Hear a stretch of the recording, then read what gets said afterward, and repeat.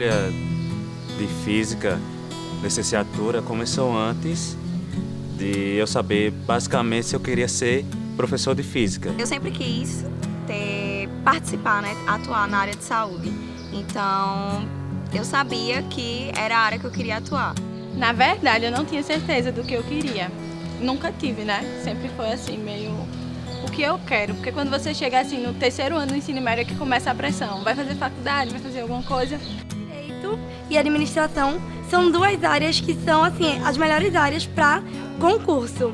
E aí, direito era uma das que eu me identificava mais, uma vez que eu comecei a pesquisar sobre direito da pessoa com deficiência. Quando eu conversava com a parte da minha família, primos, eles diziam que não gostavam da física, porque o professor só decorava, pedia para decorar a fórmula, fazer uma prova chata. Então eu quis entrar para ser professor de física para atuar como um profissional que levasse uma física mais interessante do que ela é. E o odonto sempre foi muito interessante para mim, principalmente a área de cirurgia. E aí depois que eu entrei no curso, eu descobri que eu sou muito apaixonada por odonto. Então foi a minha melhor escolha, sem dúvida. Aí eu comecei a conversar com todos os professores da escola e eu sempre me identifiquei muito com biologia. Sempre foi a cadeira que eu me destacava e tal. Aí eu decidi conversar com a professora, ver como era o curso e comecei a gostar. Vai ser biologia. Quando eu era criança, eu tinha problema no coração. Então eu sempre tive muito contato com a galera da área de saúde por conta dessa questão. E eu sempre tive sonho de ser médica. Eu falava pra minha mãe que eu queria cuidar de criança, como cuidaram de mim. A física mesmo já é paixão mesmo de criança. Não foi alguém que me obrigou a fazer, foi mesmo paixão mesmo, pelo gosto mesmo do cálculo, de estar tentando entender a natureza. Pessoalmente foi uma questão de interesse pessoal. Eu acho que a maioria, né? Porque cada um faz um curso diferente lá. E o que une a gente, o ponto em comum é a música, né? Eu acho que todo mundo gosta de música. Assim, foi uma coisa amor à primeira vista. Eu via nas Olimpíadas, achava bonito. E aí, quando eu conheci a Paola, que é minha instrutora, né, e técnica, foi que eu comecei realmente a descobrir esse esporte maravilhoso.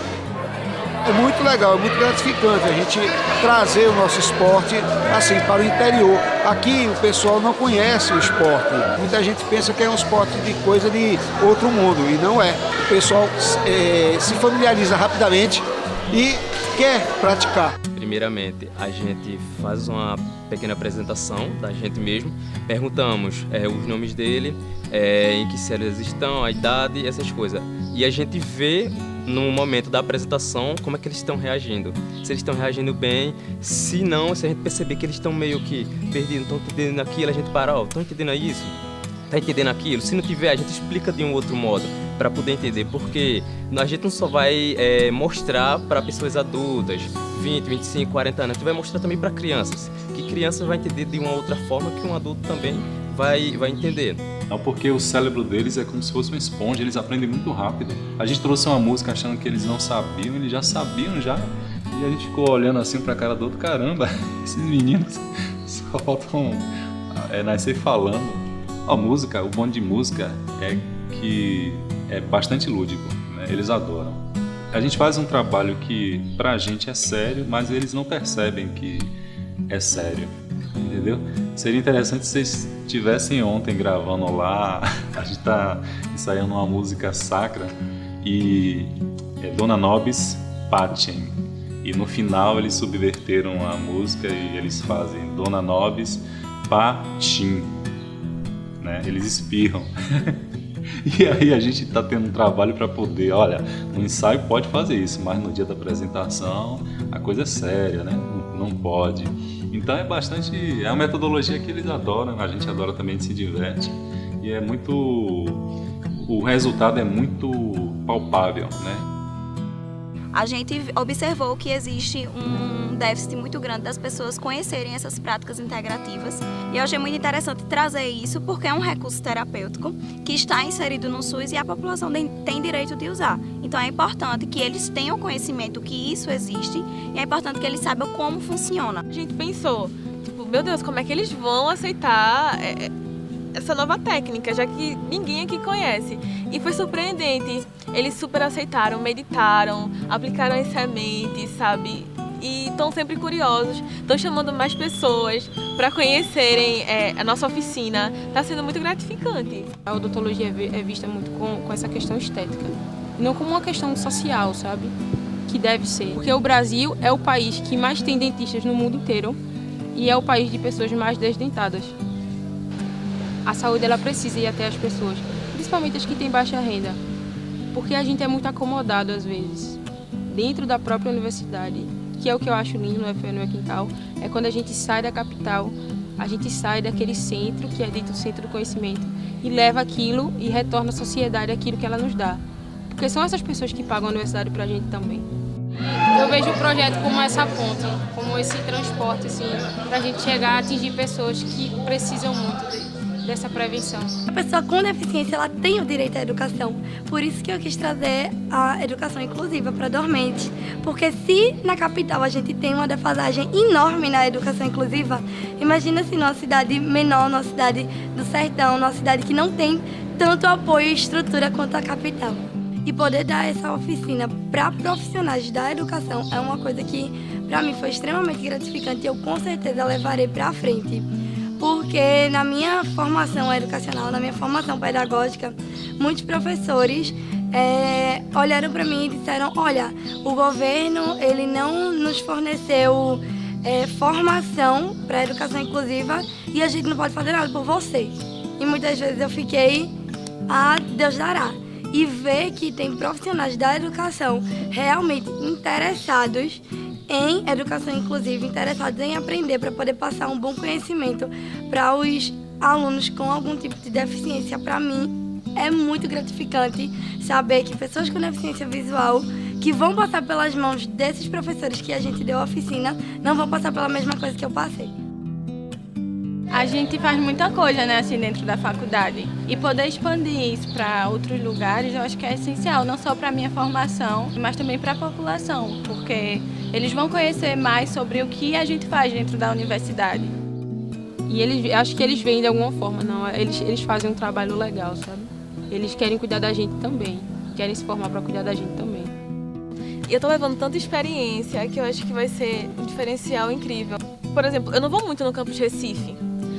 Eu nunca nem fui lá na UFPE de Caruaru, no CA. Então, eu não conhecia ninguém. E quando chegou aqui, a gente pôde promover essa interação entre grupo. Eu achei inicialmente que não ia rolar. Eu pensei, a galera vai ficar afastada, porque a gente não é do lugar, então vai ficar a galera do CAV aqui, a galera do Recife ali. Quando chegou aqui, juntou tudo. Como eu faço direito, eu estudo no CCJ e eu me sinto muito fora da Federal. E esse convívio aqui com os meninos está me trazendo uma realização incrível. Porque eu sempre quis realmente estudar no campus com as pessoas para ter interação com outros cursos e tudo isso eu estou tendo aqui no UFPE, no meu quintal. Porque aqui é tudo ensinamento. A gente está dentro do colégio, mas também fora da estrutura do prédio é um colégio. A vida é uma aprendizagem. Ou seja, se a gente está aprendendo aqui, a gente pode pegar daqui, desse projeto, e levar para outro lugar. Não só precisa ficar aqui fechado. Assim, muda a vida da gente. A gente chegou aqui de um jeito e vai sair de outro jeito completamente diferente. A gente vê muito, né? A gente conhece muito o pessoal do interior, vê muito os costumes dele e a gente vê que esse pessoal não é nada que se pinta por aí, que é um povo sofrido, é um povo guerreiro. E isso para mim serve de exemplo para que eu possa, na minha vida, ser também guerreiro, tanto quanto eles, e pular todos os obstáculos, todas as dificuldades e vencer. Porque o pessoal daqui do interior é vencedor, porque eles têm força, eles têm garra, eles conseguem e chegam onde eles querem. Você conseguiria descrever uma palavra só? Incrivelmente maravilhoso. Até pode juntar as duas, colocar um eixo ali e transformar numa palavra. Ai, minha gente, eu sou péssima com isso, porque não vem só uma palavra não na minha cabeça.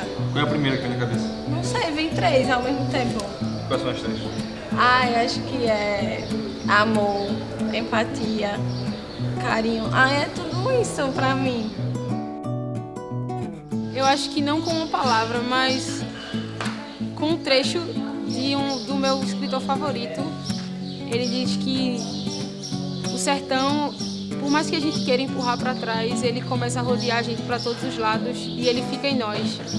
O sertão é quando a gente menos espera. Não me vem uma palavra na cabeça, mas uma frase, né?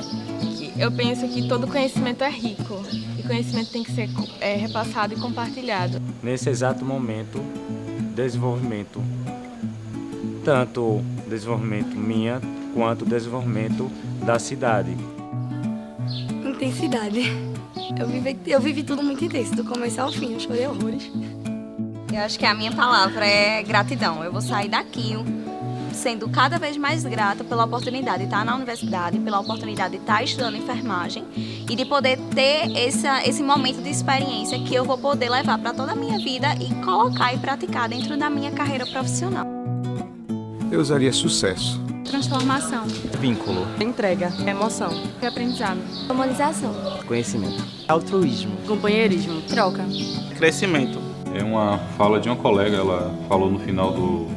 Eu não sei se foi o próprio Sérgio, nosso coordenador geral, ele falou assim, o FPE é no meu quintal, a gente está fazendo o FPE no meu quintal aqui, né, nessas cidades do interior de Pernambuco, mas agora que vocês participaram, vocês podem fazer o FPE no meu quintal aí no seu bairro, né, onde você mora. Você enfrentar lá as dificuldades, né, no dia da sua oficina, você ganha essa experiência e você guarda, né? Você leva isso para adiante. Eu penso que quem passa pelo UFP no meu quintal se modifica, né? E carrega essa coisa da solidariedade e da experiência. Isso é um aprendizado para a vida toda.